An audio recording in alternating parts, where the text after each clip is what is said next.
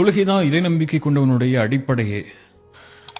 ஒரு மனிதன் தொழுகையை தன்னுடைய வாழ்க்கையில கடமையான தொழுகையை, குறிப்பா கடமையான தொழுகையை ஒரு இறை நம்பிக்கை கொண்டவன் எடுத்துக்கொள்ளன்னா அவன் அவ்வளவுதான், அல்லாவிடம் இருந்து தூரமாயிட்டான்.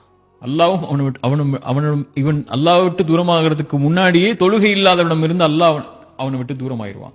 ஒரு மனிதனுக்கு இறைவன் கொடுக்கக்கூடிய மிகப்பெரிய தண்டனை அவனை விட்டு தூரமாகிறது, அவனுடைய கண்காணிப்பை விட்டு தூரமாகிறது.